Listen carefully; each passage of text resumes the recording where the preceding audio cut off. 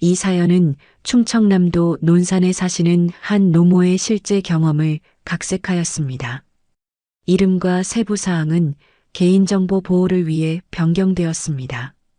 김순자는 73세의 나이에 폐렴으로 병원 침대에 누워 있었습니다. 하얀 천장을 바라보며 흐릿한 의식 사이로 병실 창문으로 들어오는 오후의 햇살이 따스하게 느껴졌죠. 몸은 약했지만 마음만은 여전히 강했습니다. 폐렴이 악화되어 이틀 전부터 입원 중이었는데 의사는 회복하는데 시간이 걸릴 거라고 했어요. 순자는 눈을 감은 채 깊은 생각에 잠겼습니다. 남편이 세상을 떠난 지 7년이 지났고 그 후로 아들 민호와 며느리 영희와 함께 살아왔어요.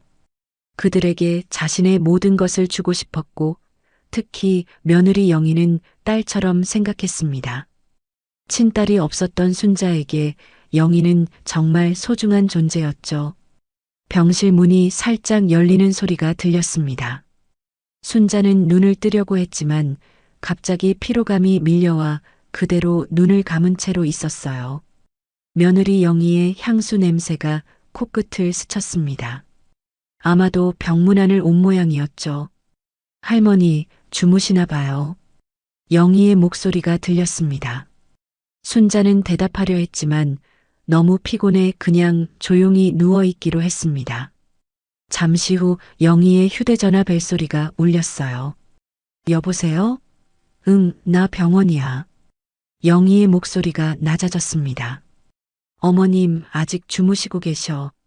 순자는 며느리가 통화하는 것을 가만히 듣고 있었습니다. 평소 같았으면 눈을 떴겠지만 몸이 너무 무거웠어요. 이 늙은이 진짜 언제 죽냐?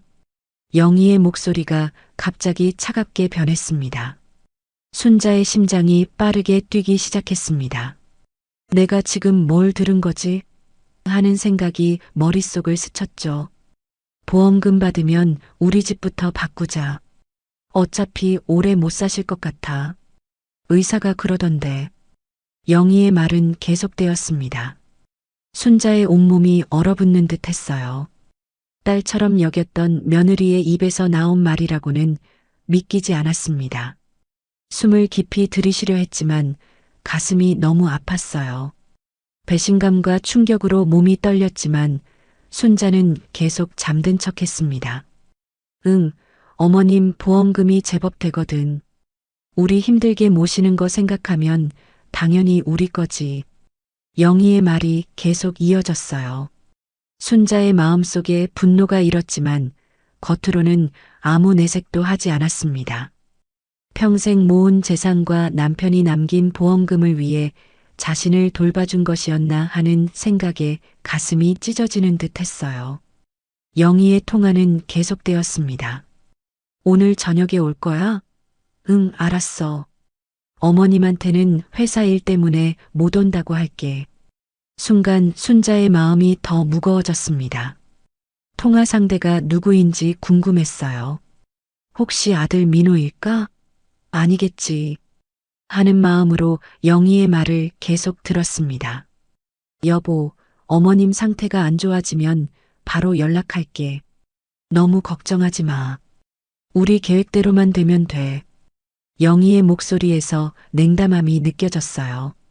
여보라는 말에 순자의 가슴이 더 아팠습니다. 아들 민호와 통화하고 있었던 거예요. 자신의 아들, 자신의 핏줄이 자신의 죽음을 기다리고 있다니. 상상도 할 수 없는 현실이 눈앞에 펼쳐졌습니다. 영희는 전화를 끊고 잠시 병실에 더 머물렀습니다. 순자의 이마에 손을 한번 얹었다가 어머님, 저 먼저 갈게요. 내일 또 올게요. 라고 말하고는 병실을 나갔어요. 문이 닫히자마자 순자의 눈에서 뜨거운 눈물이 흘러내렸습니다. 평생 사랑으로 키운 아들과 딸처럼 여긴 며느리가 자신의 죽음을 기다리고 있다는 사실이 너무 고통스러웠어요. 하지만 그 순간 순자의 마음속에 작은 불꽃이 일었습니다. 이대로 당하고만 있지는 않겠다는 결심이 서서히 자라나기 시작했죠. 병실 문이 닫히고 순자는 천천히 눈을 떴습니다. 눈물로 젖은 얼굴을 손등으로 닦으며 창밖을 바라봤어요. 해가 서서히 지고 있었고 저녁 노을이 병실을 붉게 물들이고 있었습니다. 가슴이 쓰라렸지만 이제는 울음 대신 차가운 냉정함이 그녀를 감싸기 시작했죠. 순자는 그동안의 기억들을 하나하나 되짚어 보았습니다. 남편이 세상을 떠난 후 아들 민호와 며느리, 영희가 자신에게 보여주었던 모든 관심과 사랑이 진심이었을까 의심이 들기 시작했어요. 민호가 자주 선물을 사다 주던 것, 영희가 맛있는 음식을 해주던 것, 그리고 둘이 함께 여행을 데려가 주던 그 모든 행동들이 이제는 가식으로 느껴졌습니다. 시계는 8시를 가리키고 있었어요. 면회 시간이 얼마 남지 않았습니다. 순자는 조금 전 며느리의 통화 내용이 계속 귓가에 맴돌았어요. 보험금 받으면이라는 말에 순자는 남편이 자신을 위해 들어둔 큰 생명보험을 떠올렸습니다. 3억 원이 넘는 거액이었죠. 갑자기 병실 문이 다시 열렸습니다. 아들 민호가 조심스럽게 들어왔어요. 평소와 다른 긴장감이 느껴졌습니다. 어머니, 안녕하세요? 많이 편찮으세요? 민호가 다정한 척 물었습니다. 순자는 아들의 눈을 똑바로 쳐다보고 싶었지만 방금 알게 된 사실을 들키지 않기 위해 약한 목소리로 대답했어요. 그냥 그렇구나. 늙으면 다 이런 거지 뭐. 민호는 어색한 미소를 지으며 병상 옆에 앉았습니다. 영희가 다녀갔다고 하던데 저는 회사 일 때문에 좀 늦었네요. 순자는 아들의 말이 거짓임을 알았습니다. 영희와의 통화에서 회사 일 때문에 못 온다고 할게라고 했던 말이 떠올랐어요. 하지만 순자는 아무것도 모르는 척했습니다. 괜찮다. 너도 바쁜데 일부러 왔구나. 순자가 말했습니다. 민호의 휴대전화가 울렸어요. 그는 전화기를 보더니 잠시만요. 어머니라고 말하고 병실 밖으로 나갔습니다. 순자는 아들이 나가자마자 자리에서 일어나 문 쪽으로 조심스럽게 다가갔어요. 다리가 후들거렸지만 진실을 더 알고 싶은 마음이 컸습니다. 문틈으로 민호의 목소리가 들렸습니다. 여보, 지금 어머니 병실이야. 응, 상태는 별로 안 좋아 보여. 의사가 폐렴이 심하다고 했잖아. 잠시 침묵이 흐른 후 민호의 목소리가 다시 들렸어요. 보험금 문제는 내가 알아볼게. 만약 어머니가 정말 그렇게 되면 바로 처리해야 하니까. 순자의 다리에 힘이 빠졌습니다. 문틀을 잡고 겨우 서 있었어요. 자신의 아들이 그토록 냉정하게 자신의 죽음을 논의하는 것을 듣는 것은 너무 고통스러웠습니다. 그래, 집도 바꾸고 차도 새로 사자. 어머니가 평생 모으신 거니까 우리가 써도 되는 거지. 민호의 목소리는 확신에 차 있었어요. 순자의 눈에서 다시 눈물이 흘러내렸습니다. 아들의 냉혹한 계산에 가슴이 찢어지는 듯 했어요. 남편과 함께 평생 일해서 모은 재산, 그리고 아들의 미래를 위해 아껴둔 돈이었습니다. 그런데 아들은 그것을 당연히 자신의 것으로 여기고 있었어요. 어머니 유언장은 내가 가지고 있으니까 걱정 마. 다 우리 앞으로 되어 있어. 민호의 말에 순자는 숨을 멈췄습니다. 3년 전 남편이 세상을 떠난 후 순자는 변호사를 통해 유언장을 작성했었죠. 모든 재산을 아들 민호에게 물려주기로 했었습니다.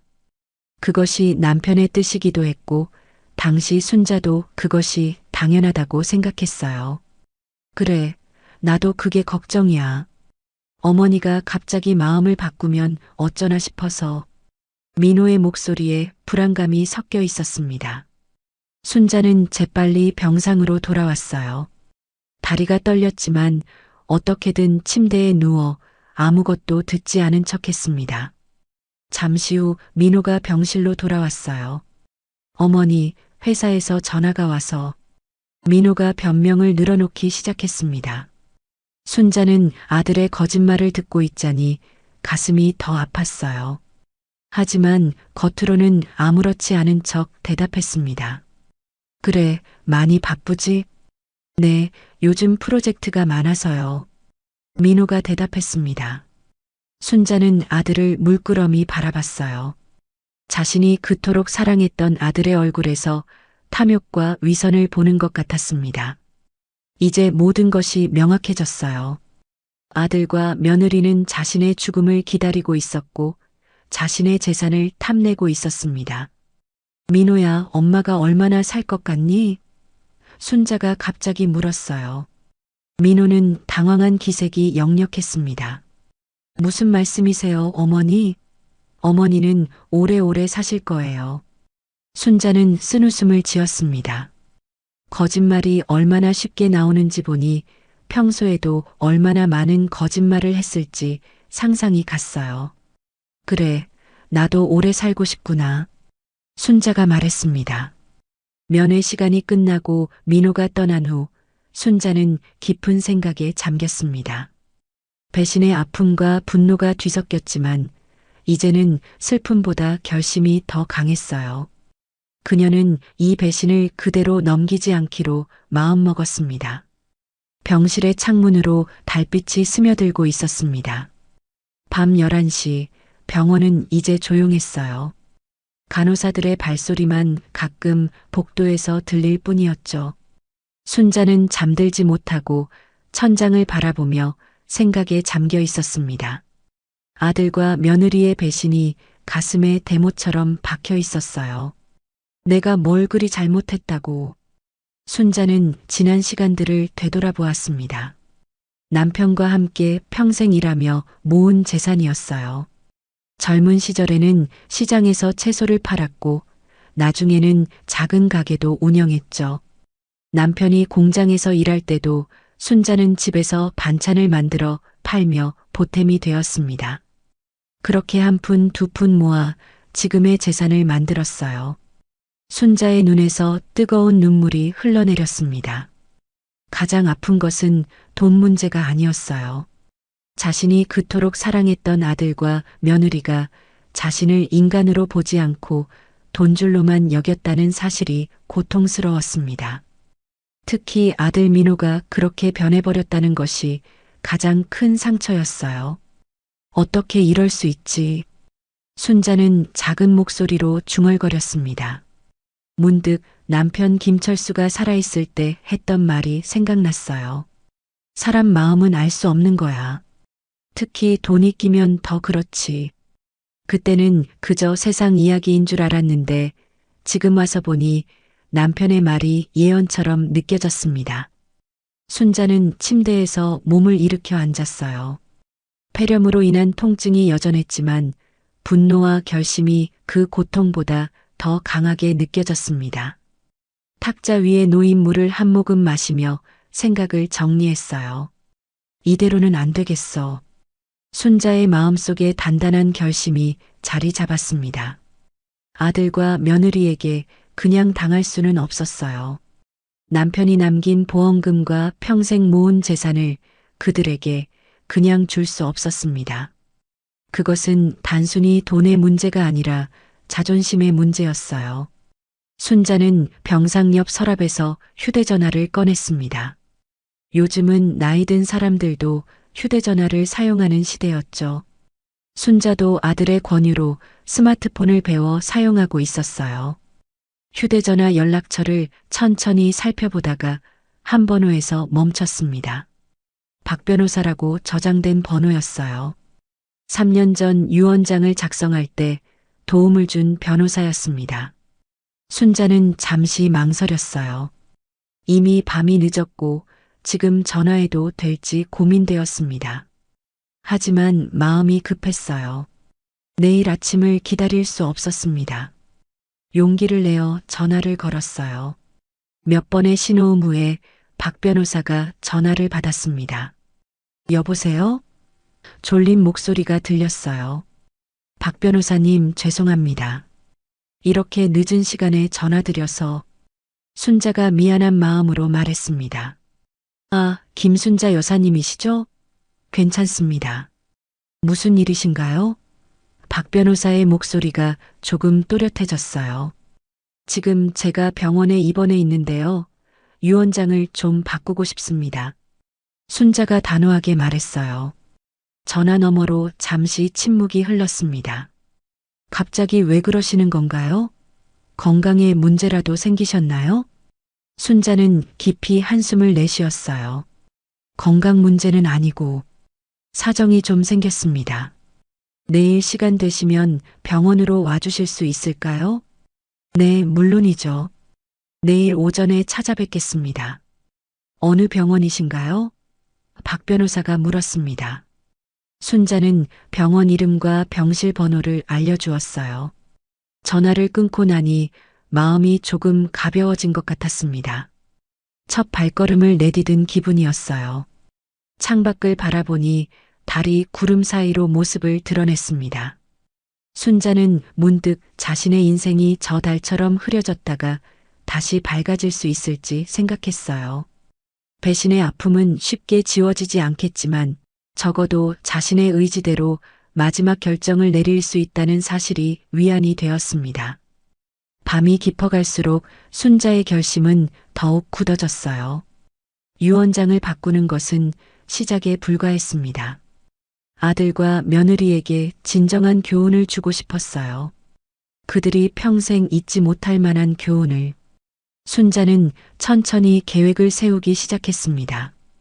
먼저 유언장을 변경하고 그 다음에는 보험금 수령인도 바꿀 것이었어요. 재산을 누구에게 물려줄지도 고민해야 했습니다. 멀리 살고 있는 조카들, 아니면 평소 후원하던 자선단체?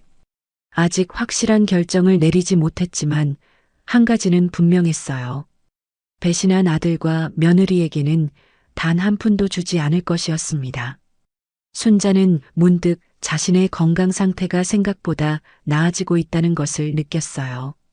분노와 결심이 오히려 회복에 도움이 된 것 같았습니다. 하지만 이 사실을 아들과 며느리에게 알리고 싶지 않았어요. 오히려 더 아픈 척하는 것이 좋겠다고 생각했습니다. 내가 죽기만을 기다리는 그들에게 보여주마. 순자의 눈빛이 달빛 아래서 차갑게 빛났습니다. 간호사가 병실에 들어와 약을 건네주었어요. 할머니, 약 드실 시간이에요. 순자는 고개를 끄덕이며 약을 받아들었습니다. 약을 삼키며 내일을 생각했어요. 박 변호사를 만나 유언장을 변경하는 것, 그것이 복수의 첫 단계였습니다. 밤이 깊어갔지만 순자의 마음은 그 어느 때보다 또렷했어요. 이제 더 이상 희생양이 되지 않을 것이었습니다. 자신의 인생을 자신이 통제할 것이었어요. 비록 아들과 며느리의 배신으로 마음이 아팠지만 그 아픔이 오히려 새로운 힘을 주는 것 같았습니다. 순자는 마침내 눈을 감았어요. 내일은 새로운 시작이 될 것이었습니다. 복수의 씨앗이 심어진 날이 될 것이었죠.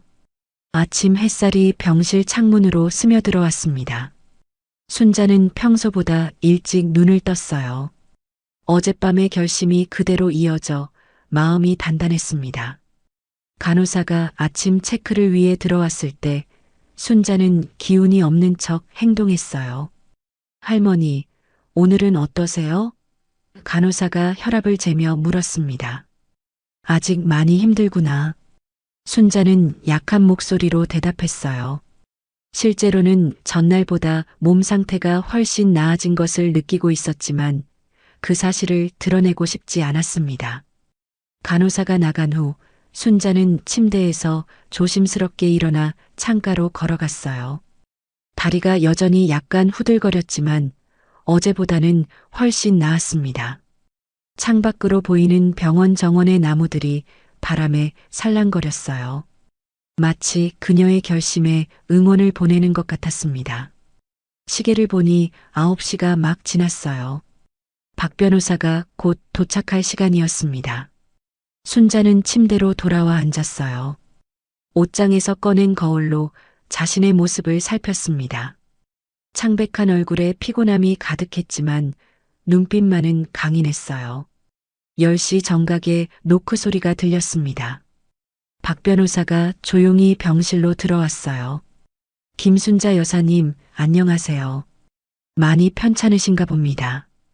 박 변호사가 걱정스러운 표정으로 말했습니다. 순자는 고개를 끄덕였어요. 폐렴이라네요. 하지만 곧 나아질 거예요. 박 변호사는 병상 옆 의자에 앉았습니다. 어젯밤 전화 내용이 걱정되어 서둘러 왔습니다. 유 원장을 변경하고 싶다고 하셨죠? 순자는 잠시 침묵했다가 천천히 말을 이었어요. 네, 완전히 새로 작성하고 싶습니다. 이유를 여쭤봐도 될까요? 박 변호사가 조심스럽게 물었습니다. 순자는 깊은 한숨을 내쉬었어요. 어제 들은 아들과 며느리의 대화를 모두 털어놓았습니다. 그들이 자신의 죽음을 기다리며 보험금과 재산을 계산하는 모습, 그리고 그로 인한 배신감과 분노까지. 박 변호사의 표정이 굳어졌어요. 정말 안타깝습니다. 그런 일이 있었다니. 이제 저는 제 재산을 다른 곳에 사용하고 싶어요. 순자가 단호하게 말했습니다. 박 변호사는 서류 가방에서 필요한 서류들을 꺼내며 물었어요. 어떻게 변경하고 싶으신가요? 순자는 이미 밤새 생각해둔 계획을 말했습니다. 제 재산의 절반은 노인복지재단에 기부하고 싶어요. 제가 평소에 후원하던 곳이죠. 나머지 절반은 제 동생의 아들, 조카 김준호에게 상속하고 싶습니다. 박 변호사는 순자의 말을 꼼꼼히 메모했어요. 보험금은요? 보험금도 마찬가지입니다. 절반은 재단에, 절반은 조카에게요. 순자가 대답했습니다. 아드님과 며느님께는 아무것도. 박 변호사가 말끝을 흐렸어요. 순자의 눈에 결연한 빛이 어렸습니다. 네, 한 푼도 주지 않을 겁니다. 그들은 이미 제 마음에서 지워졌어요. 박 변호사는 고개를 끄덕이며 서류 작성을 시작했어요. 유 원장 변경 절차는 생각보다 복잡했지만 순자는 끝까지 참고 모든 과정을 따랐습니다. 서명이 필요한 곳에는 떨리는 손으로 힘을 주어 서명했어요. 이 유 원장은 언제부터 효력이 있나요? 순자가 물었습니다. 서명하신 지금부터 법적 효력이 있습니다. 이전 유 원장은 자동으로 무효가 됩니다. 박 변호사가 설명했어요. 순자는 안도의 한숨을 내쉬었습니다. 첫 번째 단계가 완료된 것이었어요. 하지만 여기서 끝이 아니었습니다. 박 변호사님, 한 가지 부탁이 더 있어요. 순자가 말했습니다. 말씀하세요. 아들에게는 이 사실을 당분간 알리지 말아주세요. 제가 직접 알릴 때까지요. 순자의 목소리에는 단호함이 묻어났어요. 박 변호사는 잠시 고민하는 듯 했지만 이내 고개를 끄덕였습니다. 법적으로는 아드님께 알려야 할 의무가 없습니다. 여사님의 뜻대로 하겠습니다. 모든 절차가 끝나고 박 변호사가 병실을 나선 후 순자는 창가로 다시 걸어갔어요. 이제 복수의 첫 단계가 시작되었습니다. 유 원장을 변경함으로써 아들과 며느리의 계획에 첫 번째 제동을 걸었어요. 오후에는 아들 민호가 병문안을 왔습니다. 그는 평소처럼 걱정스러운 척 행동했어요. 어머니, 오늘은 좀 어떠세요? 민호가 병상 옆에 앉으며 물었습니다. 순자는 약한 목소리로 대답했어요. 그냥 그렇구나. 의사가 회복이 더디다고 하더라. 사실은 의사가 아침에 상태가 많이 호전되었다고 했지만 순자는 일부러 반대로 말했습니다. 민호의 눈빛에서 순간 실망감이 스쳐 지나가는 것을 놓치지 않았어요. 그러시군요. 무리하지 마시고 푹 쉬세요. 민호가 위로하는 척했습니다. 순자는 아들을 바라보며 마음속으로 쓴웃음을 지었어요. 한때 그토록 사랑했던 아들의 모습은 어디로 갔는지 지금 눈앞의 사람은 마치 낯선 사람 같았습니다. 민호야, 혹시 엄마가 오래 아프면 힘들지 않을까? 순자가 의미심장하게 물었어요. 민호의 표정이 순간 굳었다가 이내 다시 걱정스러운 표정으로 바뀌었습니다. 무슨 말씀이세요? 어머니가 빨리 나으시는 게 중요하죠. 그래. 순자는 더 이상 말을 잇지 않았어요. 아들의 위선적인 태도가 너무 뻔히 보였기 때문이었습니다. 민호는 잠시 더 병실에 머물다가 회사에 일이 있어서 라는 핑계로 서둘러 자리를 떴어요.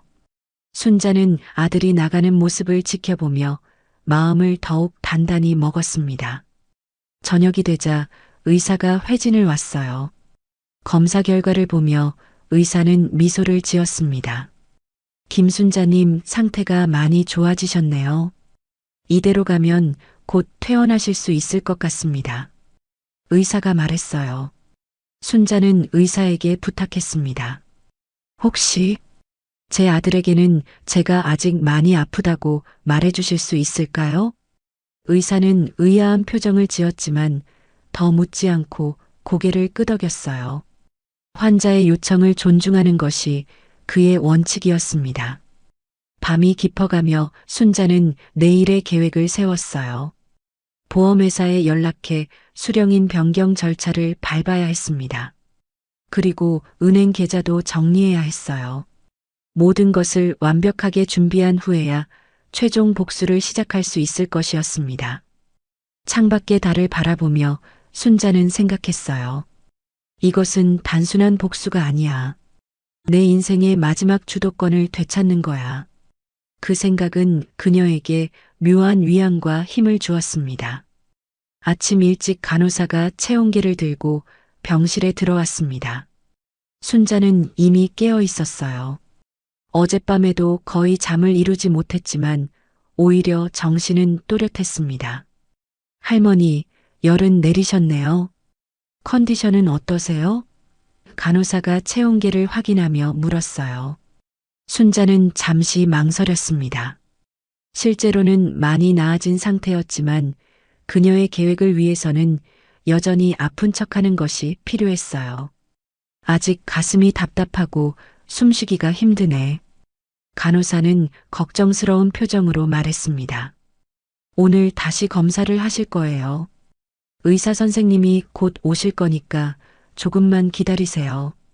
간호사가 나간 후 순자는 침대에서 조심스럽게 일어나 창가로 걸어갔어요. 매일 아침 이렇게 창밖을 바라보는 것이 그녀의 작은 즐거움이 되었습니다. 병원 앞 공원에는 벌써 아침 산책을 나온 사람들이 보였어요. 시계를 보니 8시가 조금 넘은 시간이었습니다. 오늘은 중요한 일을 해야 했어요. 병상 옆 탁자에 있는 휴대전화를 집어들었습니다. 먼저 보험회사에 전화를 걸었어요.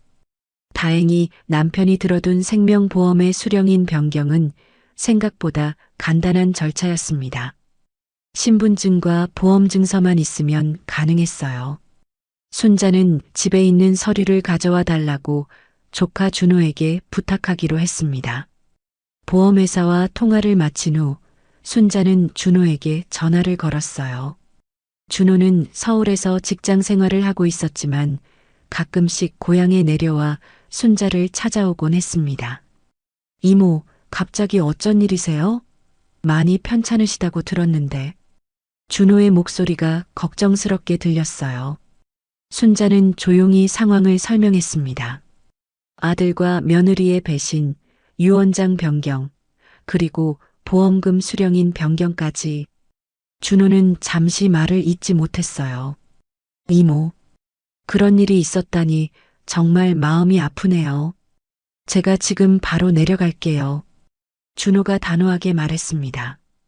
순자는 고마운 마음이 들었어요. 내 부모님께는 아직 말하지 마라. 아들 내외도 모르게 조용히 해결하고 싶구나. 준호는 약속했고 오후에 병원으로 오기로 했어요.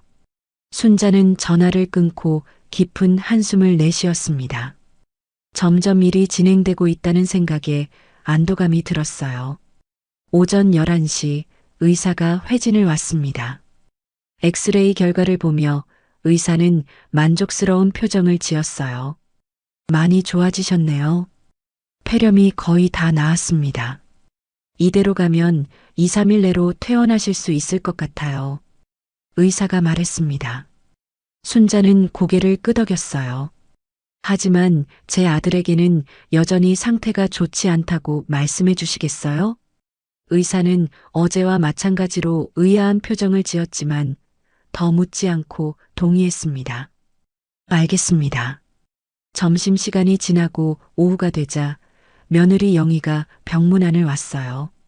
그녀는 과일 바구니를 들고 살짝 웃으며 병실로 들어왔습니다. 어머님, 오늘은 좀 어떠세요? 영희가 병상 옆에 앉으며 물었어요. 순자는 약한 목소리로 대답했습니다. 많이 힘들구나. 의사가 아직 시간이 더 필요하대. 영희의 눈빛이 순간 흔들렸지만 이내 걱정스러운 표정을 지었어요. 그러시군요. 무리하지 마시고 푹 쉬세요. 제가 과일 깎아드릴게요. 순자는 며느리가 과일을 깎는 모습을 지켜보았습니다. 평소 같았으면 며느리의 섬세한 손길에 감동했겠지만 이제는 그 모든 행동이 위선으로 보였어요. 영희야, 내가 만약 올해 입원하게 되면 너희 부부가 힘들지 않을까? 순자가 의미심장하게 물었습니다.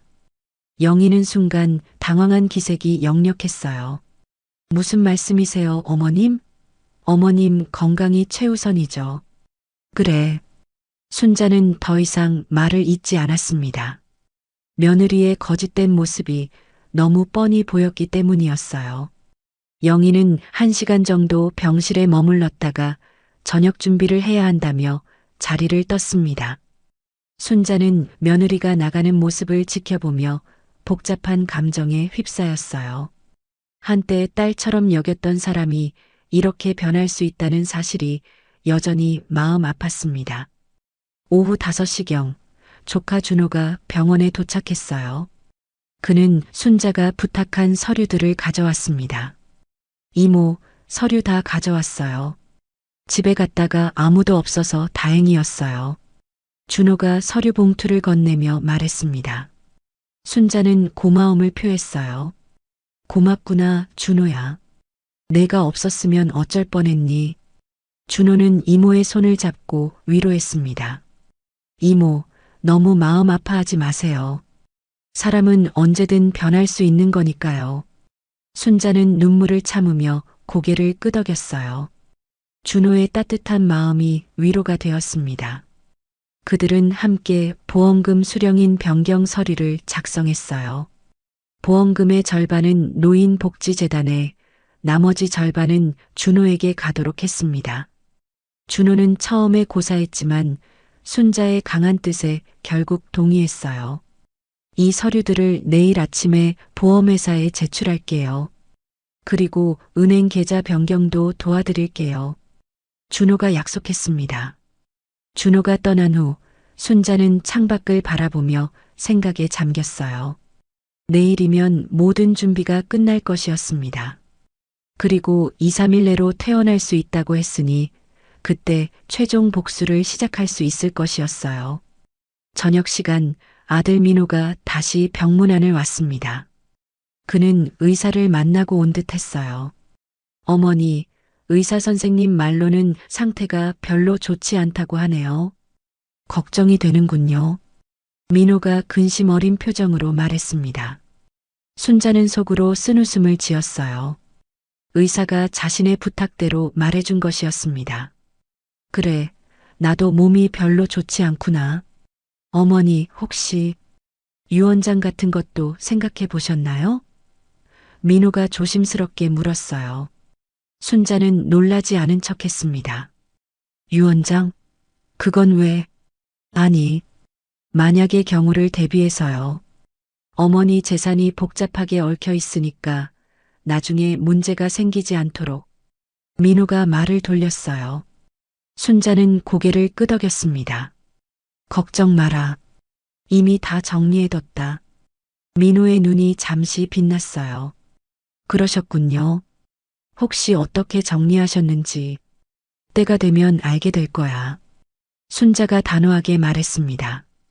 민호는 더 묻고 싶었지만 어머니의 단호한 태도에 더 이상 물어보지 못했어요. 그는 잠시 더 병실에 머물다가 집으로 돌아갔습니다. 밤이 깊어가며 순자는 내일의 계획을 다시 한번 점검했어요. 모든 준비가 끝나면 마지막으로 아들과 며느리에게 진실을 밝히고 그들의 반응을 지켜볼 것이었습니다. 그것이 그녀의 최종 복수였어요. 창밖으로 보이는 별들을 바라보며 순자는 생각했습니다. 이제 거의 다 끝나가는구나. 곧 모든 것이 밝혀질 거야. 그 생각은 그녀에게 묘한 해방감을 주었어요.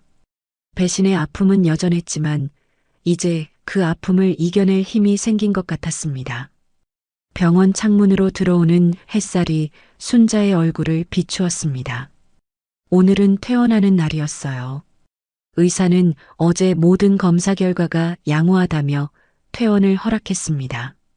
하지만 순자의 부탁으로 아들과 며느리에게는 여전히 상태가 좋지 않다고 전달되었어요. 순자는 천천히 자리에서 일어나 옷을 갈아입었습니다.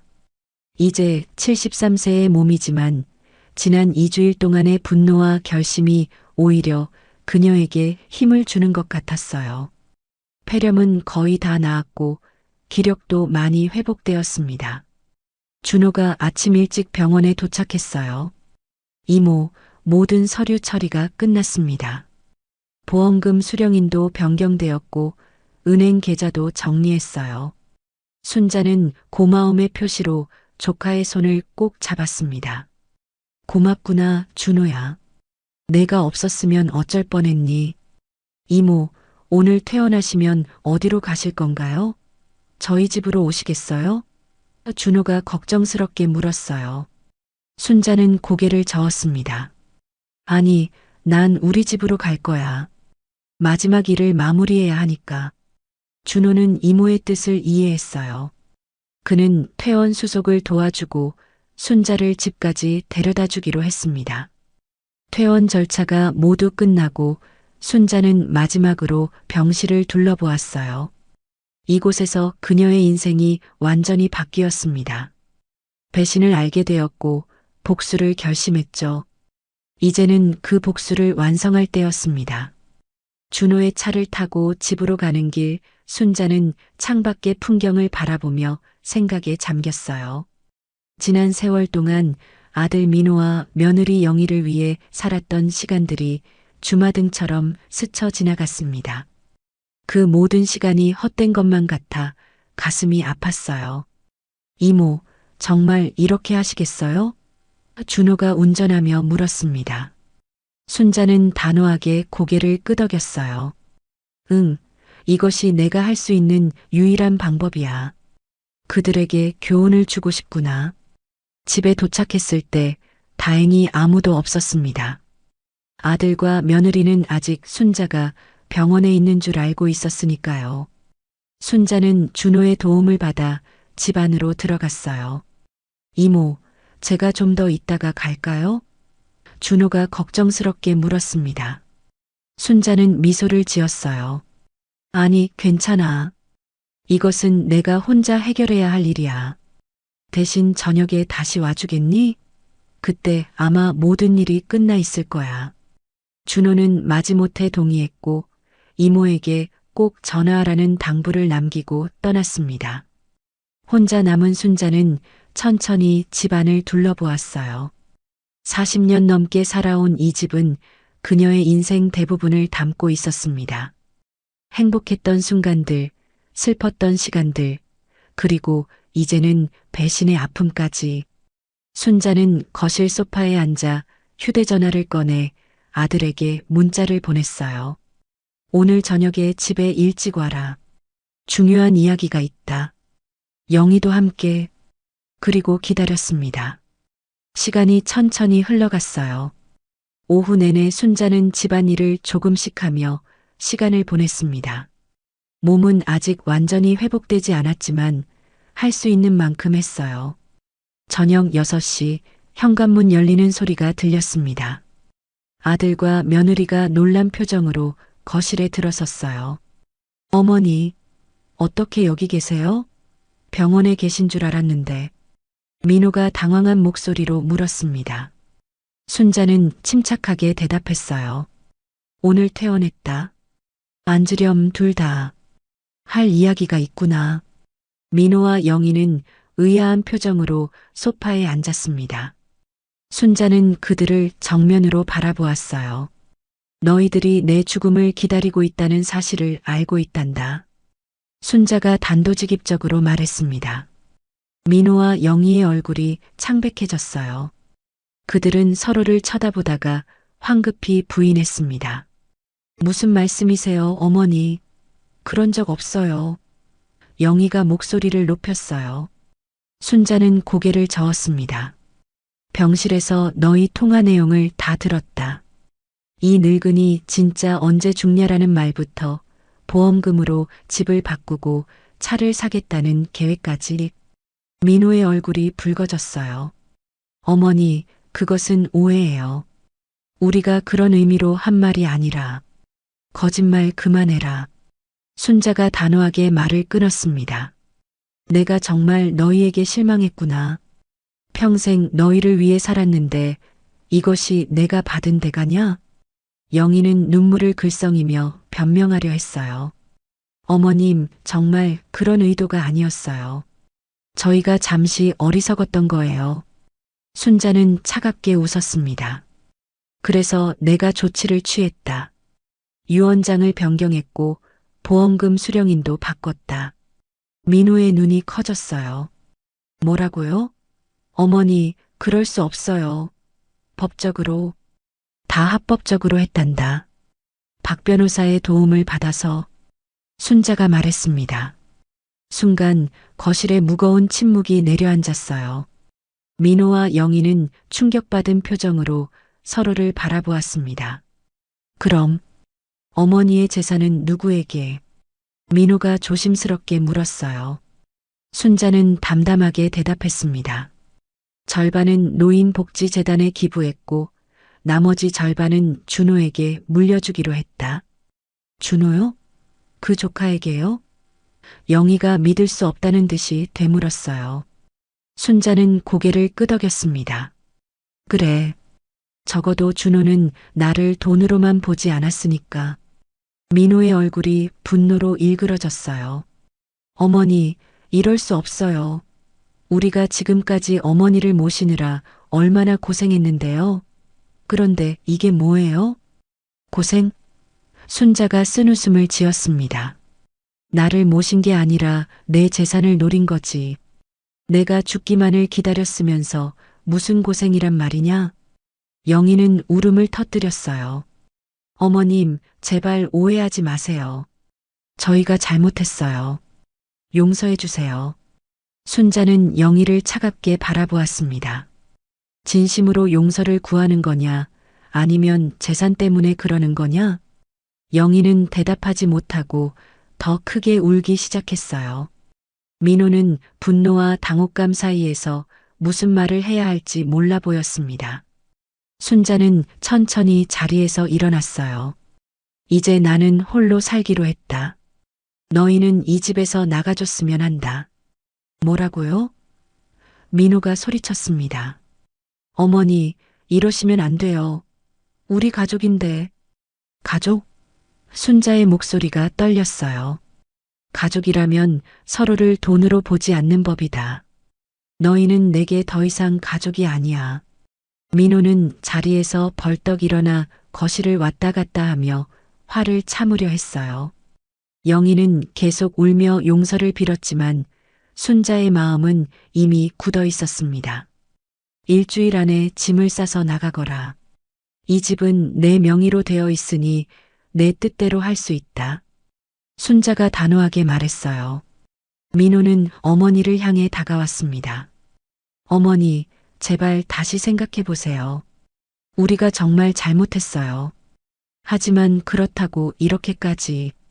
내 결정은 바뀌지 않을 거다. 순자가 단호하게 말했어요.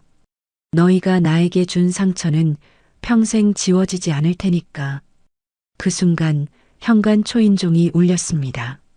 준호였어요. 약속대로 저녁에 다시 온 것이었습니다. 순자는 문을 열어주었고 준호는 긴장된 분위기를 느끼며 조심스럽게 거실로 들어왔어요. 이모, 괜찮으세요? 준호가 걱정스럽게 물었습니다. 순자는 고개를 끄덕였어요. 응, 괜찮다. 이제 모든 것을 다 말했단다. 민호는 준호를 노려보았습니다.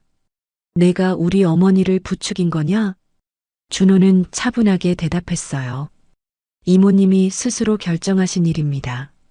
저는 단지 도움을 드렸을 뿐이에요. 순자는 준호에게 고마운 미소를 지었습니다. 그리고 아들과 며느리를 향해 다시 한번 말했어요. 내 말은 변함없다. 일주일 안에 이 집에서 나가거라. 밤이 깊어가고 있었습니다. 순자는 자신의 방에 홀로 앉아 창밖을 바라보고 있었어요. 오늘 저녁의 폭로 이후 집안의 분위기는 얼음장처럼 차갑게 변했습니다. 준호는 한참을 더 머물다가 돌아갔고 민호와 영희는 각자의 방에 틀어박혀 나오지 않았어요. 순자의 마음은 복잡했습니다. 분명 그들의 배신에 분노했지만 동시에 가족의 해체에 대한 슬픔도 있었어요. 평생을 함께한 아들과의 관계가 이렇게 끝나는 것이 가슴 아팠습니다. 하지만 그녀는 자신의 결정이 옳다고 믿었어요. 배신에는 대가가 따르는 법이니까.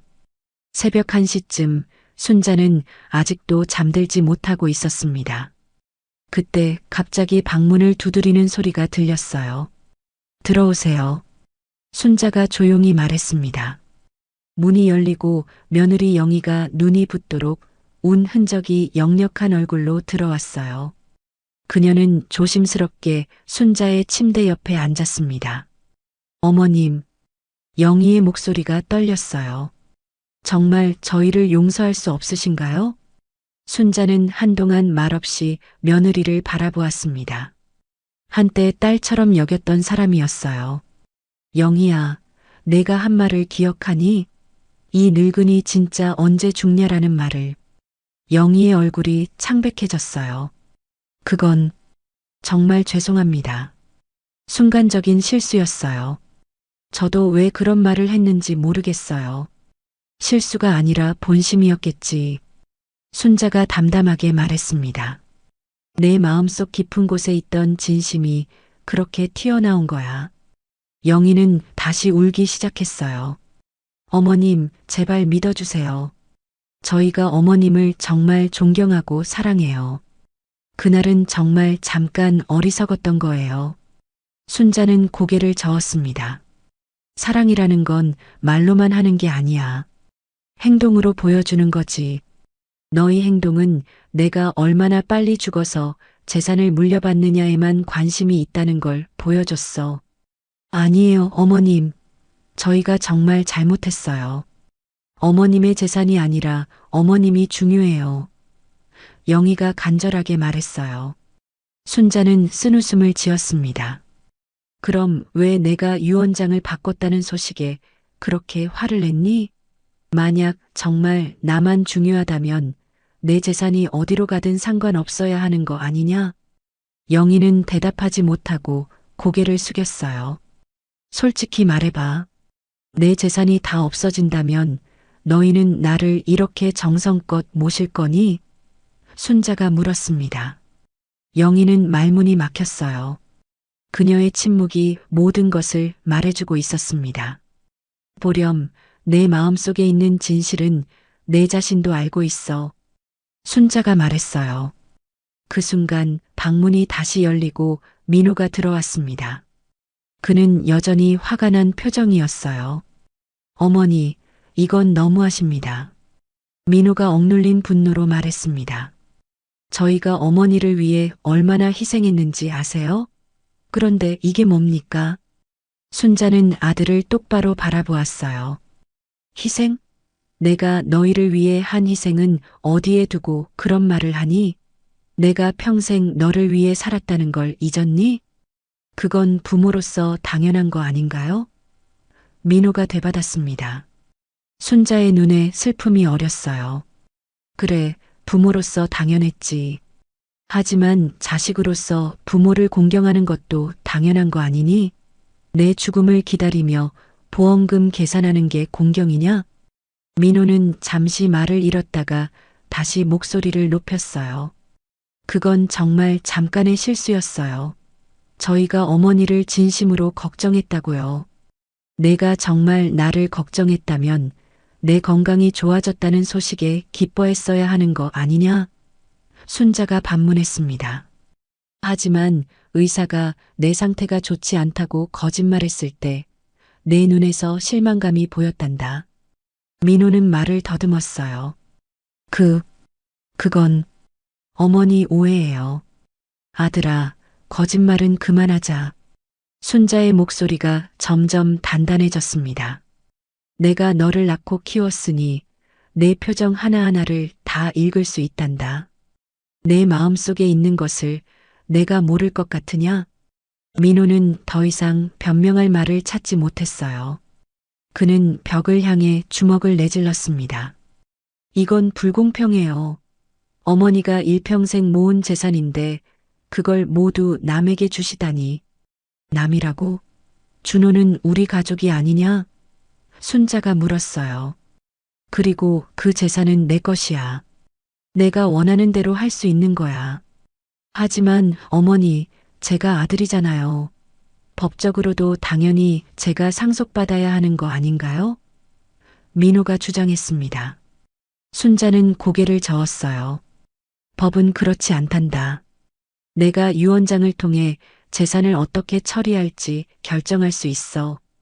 그리고 난 그렇게 했지. 영희가 다시 말을 이었습니다. 어머님, 저희에게 한 번만 더 기회를 주세요. 저희가 정말 달라질게요. 어떻게 달라진다는 거니? 순자가 물었어요. 내 재산을 다시 너희에게 돌려준다면 너희는 다시 착한 아들과 며느리가 되겠다는 거니? 영희는 당황한 표정으로 고개를 숙였습니다. 순자의 질문이 정확히 그들의 의도를 꿰뚫은 것이었어요. 보렴, 그것이 진정한 사랑이 아니라는 걸 너희도 알고 있잖니? 순자가 말했습니다. 조건부 사랑은 사랑이 아니야. 민호는 갑자기 태도를 바꿨어요. 어머니, 저희가 정말 잘못했어요. 용서해 주세요. 다시는 그런 일이 없을 거예요. 순자는 아들의 눈을 들여다보았습니다. 그의 말에 진심이 담겨 있는지 보려고 했어요. 하지만 그의 눈에서 진정한 후회보다는 계산이 보였습니다. 민호야, 넌 내 아들이고 평생 그럴 거야. 하지만 내 결정은 바뀌지 않을 거다. 순자가 단호하게 말했어요. 이것은 너희에게 주는 교훈이기도 하단다.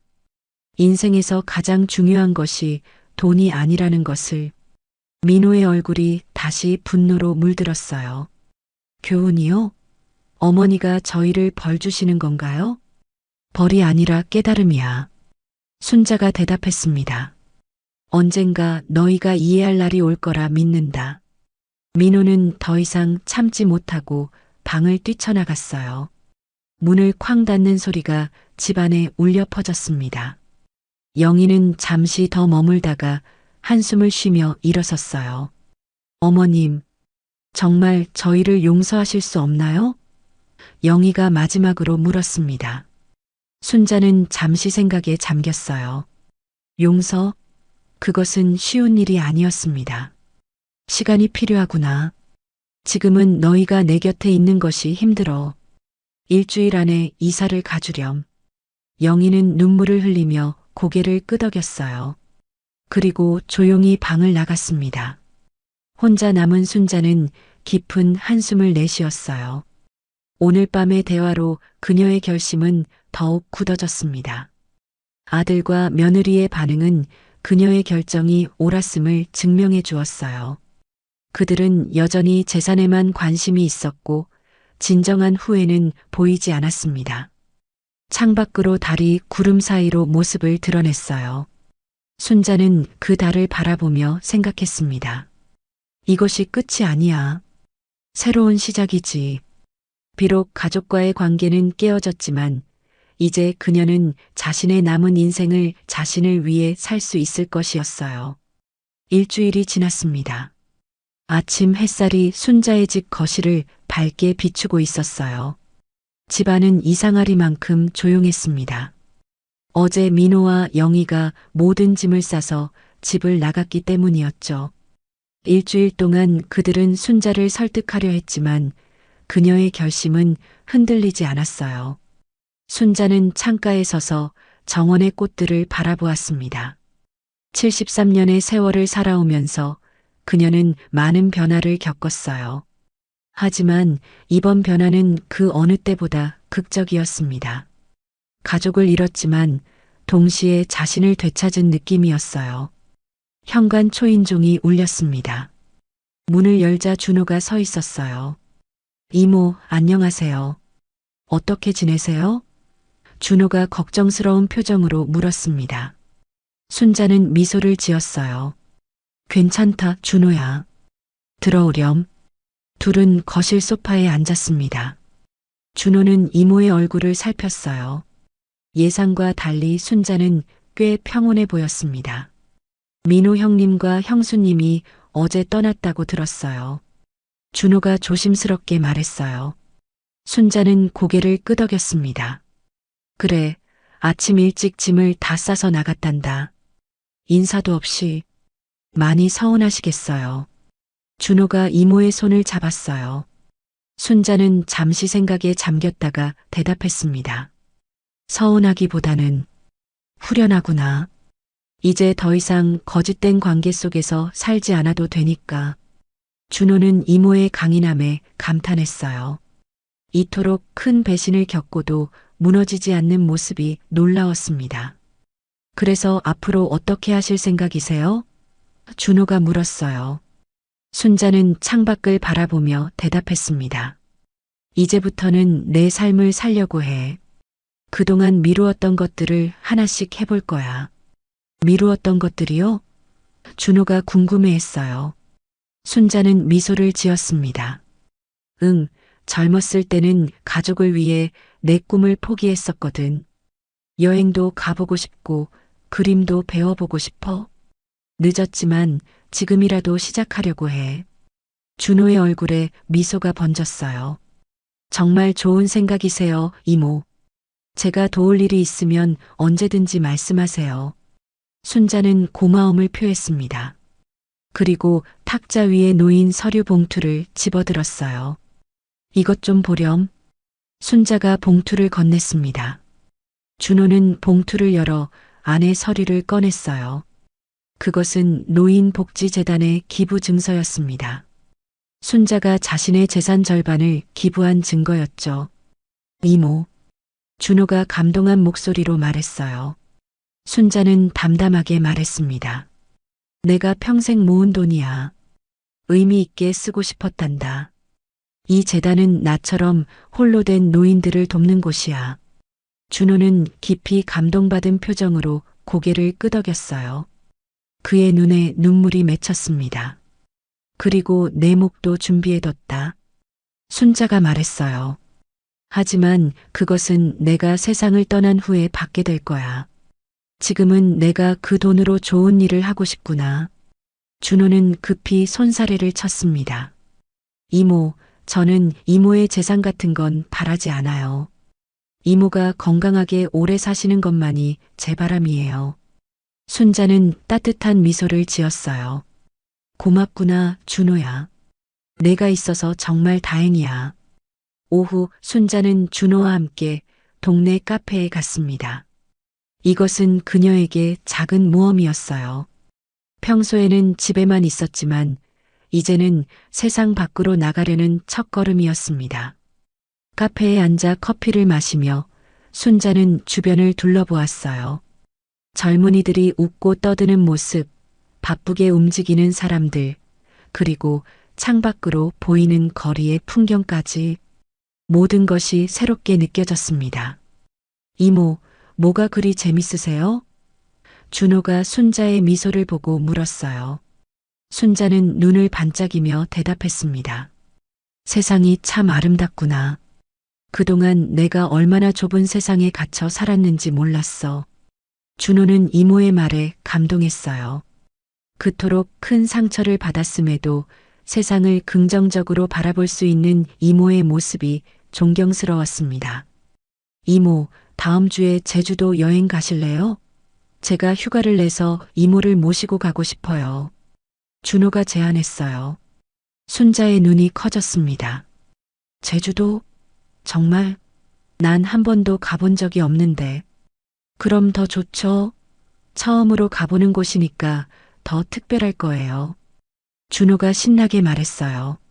순자는 설레는 마음으로 고개를 끄덕였습니다. 73세에 처음으로 제주도 여행을 간다니 상상만으로도 기뻤어요. 카페에서 나온 후 순자와 준호는 근처 공원을 산책했습니다. 가을의 시작을 알리는 선선한 바람이 불어왔어요. 나뭇잎들이 노랗게 물들기 시작했고 공원은 아름다운 색채로 가득했습니다. 이모, 아드님에게서 연락은 없으세요? 준호가 조심스럽게 물었어요. 순자는 고개를 저었습니다. 아니, 어제 떠난 이후로 아무 연락도 없구나. 하지만 괜찮아. 언젠가는 그 아이도 깨닫게 될 거야. 무엇을요? 준호가 물었어요. 순자는 잠시 생각에 잠겼다가 대답했습니다. 진정한 가족의 의미를, 돈이 아니라 사랑이 가족을 묶는 끈이라는 것을. 저녁이 되어 준호가 돌아간 후 순자는 혼자 집에 남았습니다. 하지만 이전과 달리 외로움을 느끼지 않았어요. 오히려 자유로움을 느꼈습니다. 마음의 짐을 내려놓은 듯한 가벼움이었어요. 순자는 서재로 가서 오래된 앨범을 꺼냈습니다. 남편과 함께했던 시간들, 아들 민호가 어렸을 때의 사진들, 그리고 가족 여행 사진까지. 추억들이 한 페이지씩 넘어갔어요. 그 사진들을 보며 순자는 눈물을 흘렸습니다. 슬픔의 눈물이 아니라 그 시간들을 소중히 여기는 마음에서 나온 눈물이었어요. 비록 아들과의 관계는 끝났지만 그 추억까지 부정할 수는 없었습니다. 앨범을 덮고 순자는 창가로 걸어갔어요. 밤하늘에 별들이 반짝이고 있었습니다. 그녀는 깊은 숨을 들이마셨다가 내쉬었어요. 여보, 내가 잘한 일일까? 순자는 하늘을 향해 남편에게 말을 걸 듯 중얼거렸습니다. 바람이 살짝 불어왔고 그것은 마치 남편의 대답 같았어요. 순자는 미소를 지었습니다. 비록 쉬운 결정은 아니었지만 그녀는 자신의 선택이 옳았다고 믿었습니다. 다음 날 아침 순자는 일찍 일어나 정원에 나갔어요. 그녀는 오래된 화분들에 새 흙을 담고 새로운 꽃씨를 심었습니다. 이것은 그녀의 새로운 시작을 상징하는 행동이었어요. 땅을 파고 씨앗을 심으며 순자는 생각했습니다. 이제 내 인생의 새로운 씨앗을 심을 시간이야. 비록 늦은 나이였지만 아직 많은 것을 할 수 있었어요. 정원 일을 마치고 돌아와 창밖을 바라보며 순자는 평화로운 미소를 지었습니다. 그녀의 복수는 끝났고 이제 새로운 삶이 시작되었어요. 그것은 단순한 복수가 아니라 자신의 가치를 되찾는 여정이었습니다. 이것이 진정한 승리구나. 순자는 마음속으로 생각했어요. 돈에 눈이 멀어 자신을 배신한 가족에게 교훈을 준 것도 중요했지만 더 중요한 것은 그녀 자신이 인생의 주도권을 되찾았다는 사실이었습니다. 이제 그녀는 더 이상 희생양이 아니었어요. 자신의 삶을 스스로 결정하는 강인한 여성이 되었습니다. 창밖으로 날아가는 새들을 바라보며 순자는 생각했어요. 나도 저 새들처럼 자유롭게 날 수 있을 거야. 그리고 그녀는 자신의 앞에 펼쳐질 새로운 모험을 기다리며 미소를 지었습니다. 비록 아픔과 배신이 그녀를 강하게 만들었지만 이제 그녀의 마음은 미움보다 희망으로 가득 차 있었어요.